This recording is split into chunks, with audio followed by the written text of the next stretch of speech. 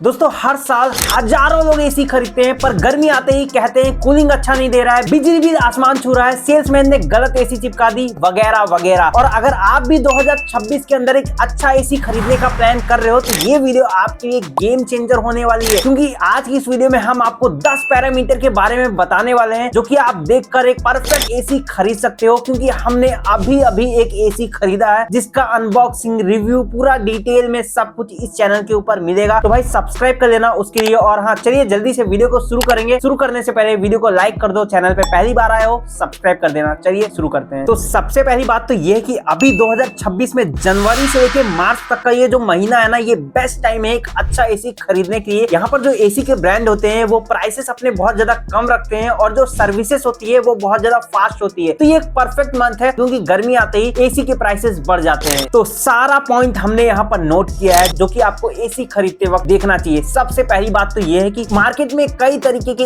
AC आते हैं। सबसे पहला तो बहुत ज्यादा पॉपुलर है जिसको हमने भी खरीदा है, वो है स्प्लिट एसी, जहां पर बेसिकली आपको दो पार्ट मिलता है, इंडोर वाला और आउटडोर वाला। इंडोर वाला अंदर रहता है और आउटडोर वाला बाहर रहता है, जो कि नॉइज बहुत ज्यादा कम करता है और कूलिंग बहुत ज्यादा फास्ट करता है, जो कि लॉन्ग टर्म के लिए काफी ज्यादा कंफर्टेबल है। अगर आपके रूम का साइज 120 स्क्वायर फीट है या फिर उससे ज्यादा है तो ये एसी आपके लिए परफेक्ट है। पर ध्यान रखना कि इसका जो इंस्टॉलेशन होता है वो थोड़ा सा महंगा रहता है। इसके अलावा जो दूसरा एसी आता है वो है विंडो एसी, जो कि नॉर्मली बहुत ज्यादा पुराना हो चुका है। अगर आपका बजट बहुत ज्यादा कम है तभी वो लोग विंडो एसी प्रेफर करते हैं। इसमें सिंपली आपको एक ही बॉक्स रहता है जो कि आपके सिंपली विंडो में लग जाता है। यहाँ पर साफ सफाई करने का थोड़ा सा ज्यादा ध्यान रखना पड़ता है। एसी जो है वो आवाज काफी ज्यादा करता है, कूलिंग भी ठीक ठाक कर देता है, लेकिन हाँ यहाँ पर जो इलेक्ट्रिसिटी कंजप्शन है वो बहुत ज्यादा हाई रहता है। ये बेसिकली अगर आपको कहीं इधर उधर जाना पड़ता है रूम छोड़ के तो उसके लिए परफेक्ट है, और अगर आपका रूम का साइज काफी ज्यादा छोटा है तब भी ये उसके लिए परफेक्ट है। और तीसरा आता है पोर्टेबल एसी, जिसको मेरे ख्याल से अवॉइड करना चाहिए क्योंकि ये उतना ज्यादा अच्छा नहीं रहता है। बोलने में और देखने में काफी ज्यादा अच्छा रहता है पर इसका जो इलेक्ट्रिसिटी कंजप्शन है वो काफी ज्यादा रहता है और ये एसी उतना अच्छी तरीके से कूलिंग नहीं कर पाता है, तो मेरे ख्याल से इसको अवॉइड कर देना चाहिए। चौथा आता है कैसेट एसी, जो कि नॉर्मली घर के लिए नहीं होता है, मतलब शोरूम में आपने देखा होगा जो कि सीलिंग में लगा रहता है, ऑफिस वगैरह के लिए।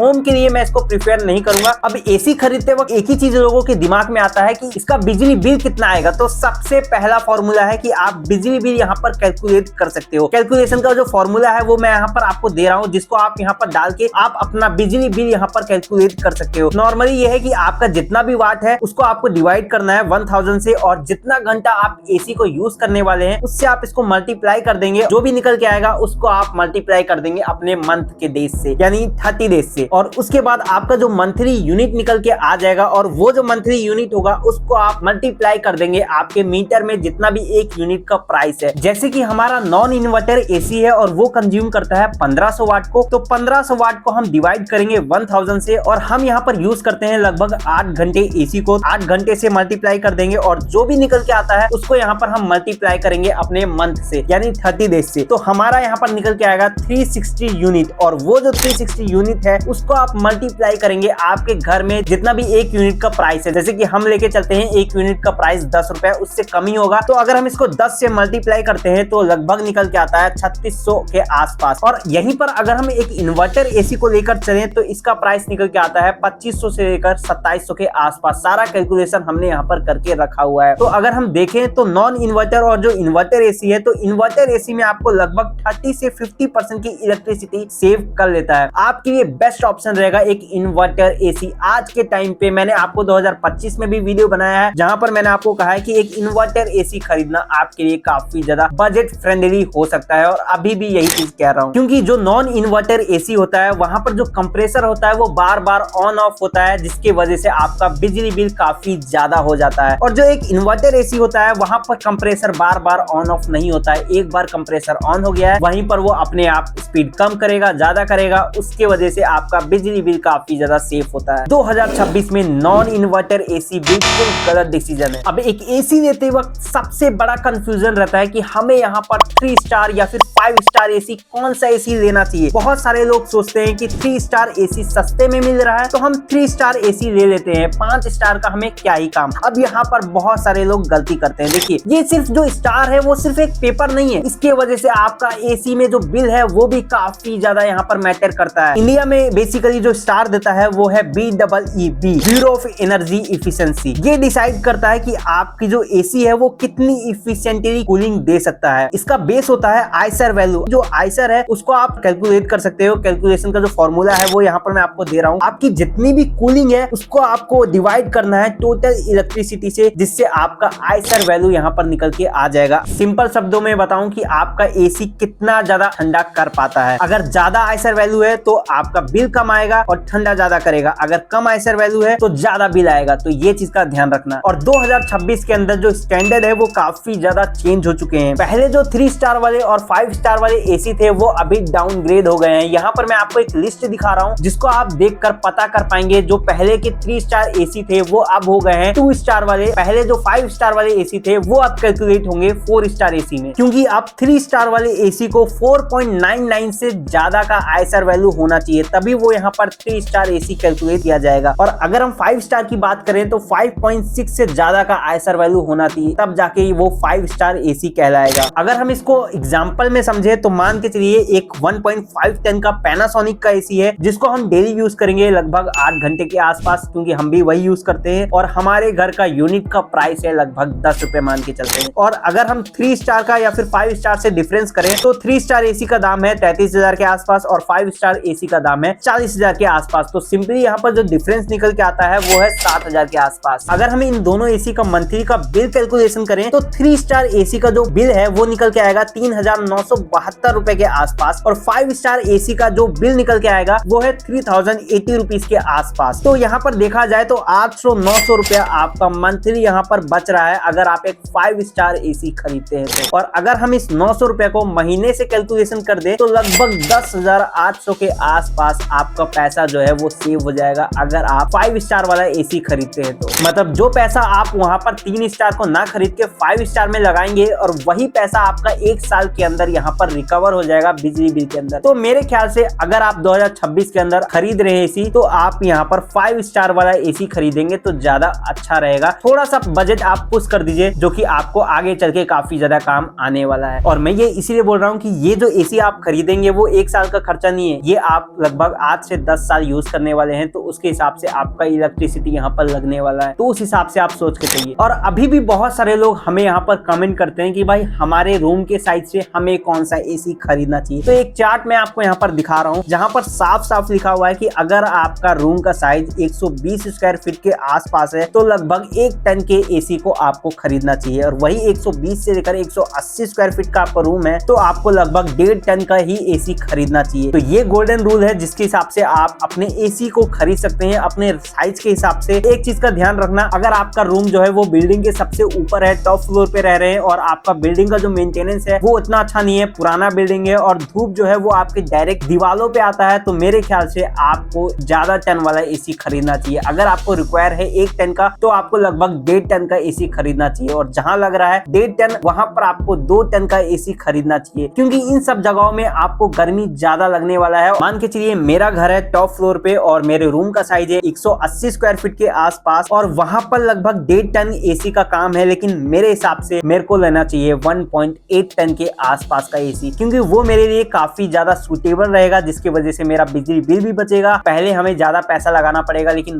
बाद में हमें यहाँ पर वो फायदा ही देगा। तो थोड़ा पावरफुल वाला एसी आपको लेना चाहिए। और इसके अलावा आपको एसी लेते वक्त पीसीबी का ध्यान रखना है, क्योंकि जो पीसीबी होता है वो आपके एसी का ब्रेन होता है। पीसीबी जो है वो काफी जल्दी खराब हो सकता है अगर आपने ध्यान नहीं रखा। जैसे कि अगर आपके घर में वोल्टेज बहुत ज्यादा फ्लक्चुएट करता है या फिर आपके पीसीबी में जो कंपोनेंट है वो काफी ज्यादा चीप लगा हुआ है, जिसकी वजह से आपका जो पीसीबी का बोर्ड है वो खराब हो सकता है। और एक बार ये खराब होता है तो लगभग 5,000 से लेकर 15,000 तक का आपका बजट लग सकता है इसको बनवाने में। तो इसको खरीदते वक्त आपको पीसीबी में ध्यान रखना है कि 5 साल की वारंटी तो होना ही चाहिए, ये एकदम कंपलसरी है। और अभी के टाइम में एक एक्सटर्नल स्टेबलाइजर खरीदना चाहिए, क्योंकि एसी में लिखा रहता है कि बिल्ट इन स्टेबलाइजर आपको यहाँ पर देखने को मिलता है। वो बिल्ट इन स्टेबलाइजर उस टाइम काम नहीं आता है जब आपके घर में वोल्टेज फ्लक्चुएट होता है। तो आप अपने एसी के लिए एक अच्छा स्टेबलाइजर खरीदिए जिससे आपका एसी का लाइफ है वो बढ़ जाता है। आपको ध्यान रखना कि एसी लेते वक्त आपके एसी के अंदर कॉपर का कॉइल होना चाहिए। अगर कॉपर कॉइल नहीं है तो एल्युमिनियम का कॉइल है वो काफी ज्यादा सस्ता आता है, लेकिन उसमें भी आपको ध्यान रखना है कि आपके एल्युमिनियम कॉइल के ऊपर ब्लू कलर का एक कोटिंग होना चाहिए। अगर गोल्ड वाला कोटिंग है तब भी बढ़िया है, वो भी आपको फास्ट कूलिंग दे पाएगा। लेकिन एक चीज का ध्यान रखना, ब्लैक कलर का कोटिंग चढ़ा हुआ है तो वो बेकार है, मेरे ख्याल से वो आपको नहीं लेना चाहिए। अब फाइनली एसी लेने का डिसीजन तो हो गया है, सारा चीज आपने देख लिया है, कितना लेना चाहिए, कौन से लेना चाहिए, लेकिन एसी के अंदर अभी के टाइम में कौन कौन से फीचर होने चाहिए वो आपको ध्यान रखना है, क्योंकि 2026 का टाइम है भाई। आप अपने एसी को अपने फोन से कंट्रोल कर सकते हैं। इसके अलावा स्लीप मोड आपके अंदर होना चाहिए, पावर सेविंग वाला ऑप्शन होना चाहिए, टर्बो कूलिंग वाला ऑप्शन होना चाहिए, ऑटो मोड वाला ऑप्शन होना चाहिए, स्मार्ट टेम्परेचर कंट्रोल जैसे फीचर्स होने चाहिए